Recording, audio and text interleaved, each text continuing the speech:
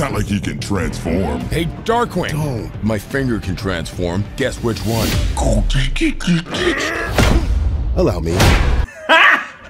Got him!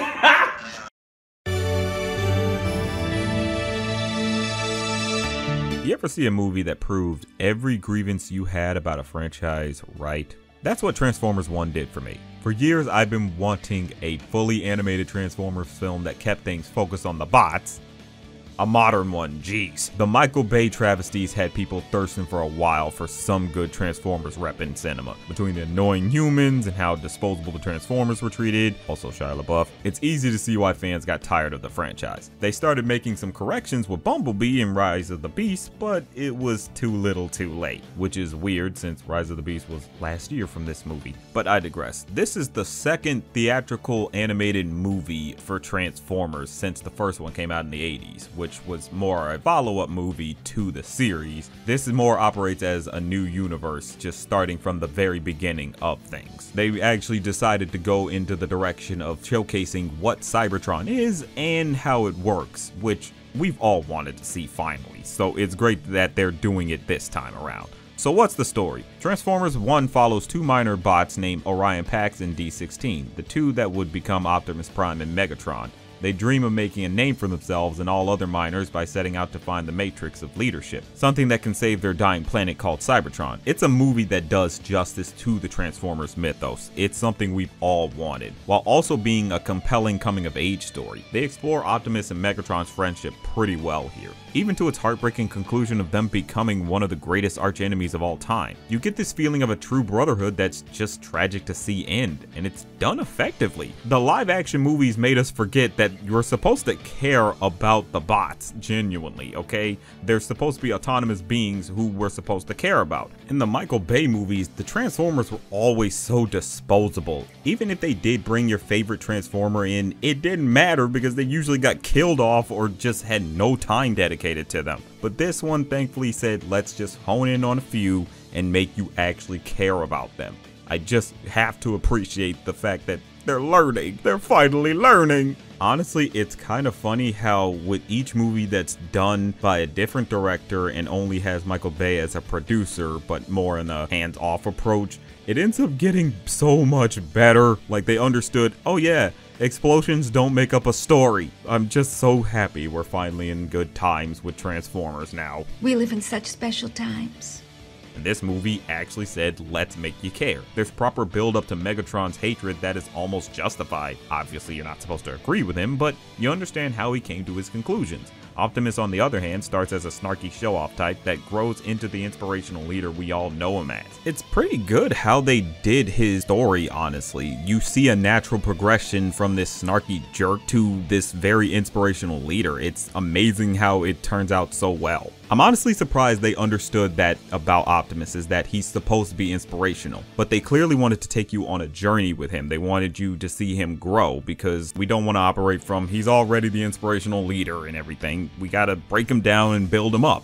That's something that you can easily appreciate, and I even like how Megatron gets the opposite end of that stick, where he's kind of in a good spot. You see him slowly degrade and become more psychotic as the story continues. I really do appreciate that they were able to take their time with this story and allow it to breathe. It makes this very important moment with Optimus all the more sweeter when you see it. I can't tell you how I almost cried at this one part I won't spoil, but man, if you're a longtime Transformers fan, you'll know what I'm talking about. Ileta 1 and B-127, aka Bumblebee, joined them, and they're a pretty good supporting cast. At first it seemed like they'd only be the stick in the mud and the comic relief, but they're rounded out enough so they don't feel one note. I will say, just like how Bumblebee was the fan favorite Autobot in the live action movie, this movie's no different. He's fun, goofball, and it's better here since B actually gets to talk, so you get genuine good quotables from him. I can hear a lot of kids just saying "Badassatron" straight up. The character arcs are executed in a way that gets you on board the roller coaster that it is. It doesn't feel rushed. It gives proper time to develop so you have the emotional reaction they're going for. I do have to praise this movie for the fact that it does not shy away from the Transformers lore. It gets into the idea of Primus and him being the whole entire planet of Cybertron. It does get into things without deciding, yeah, we think the audience is too stupid or won't be able to get into it. No, you just need to explain what these things are and allow people to actually comprehend these crazy ideas. No idea is too stupid or out there, especially for giant talking sentient robots who live on their own planet. Like, it's already an out there idea, just push the idea as much as you can. And that's what I really do have to appreciate, the fact that this movie said, we know what Transformers lore is and we're going to give it to you.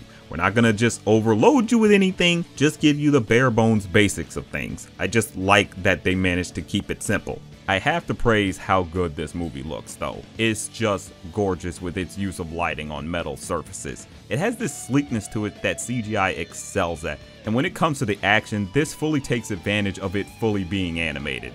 There's fight moves the characters do that are so kick-ass it damn near brought a tear to my eye. Grown man tears. Get back in there, Tia.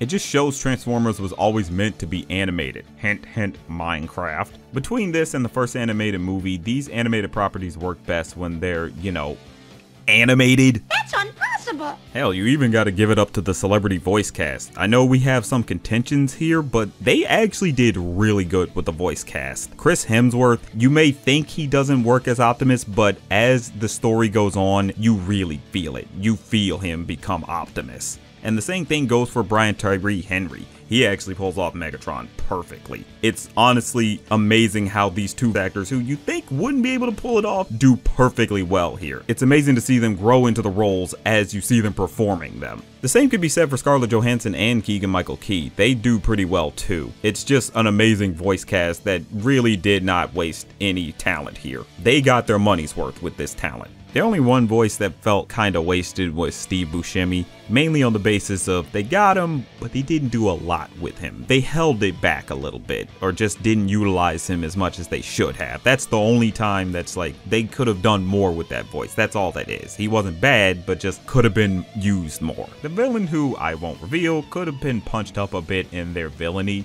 They definitely have an unlikability to them with the way they're doing things that makes you wish they get scrapped, but they could have used some quotable moments. Other than that, there's nothing really bad here. I had some contentions with the tone from how the trailers were showing this off, I'm gonna be honest. It just reeked of not taking itself seriously with how Optimus and Megatron were acting, just kind of two back and forth goofy friends and such. It just felt like it was just gonna be a sarcastic comedy film versus the serious epic that we know Transformers to be.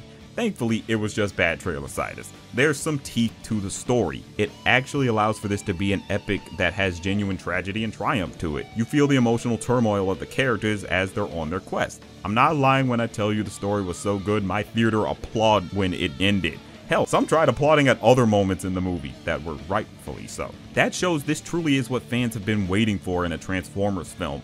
From good story to good characters to amazing animation.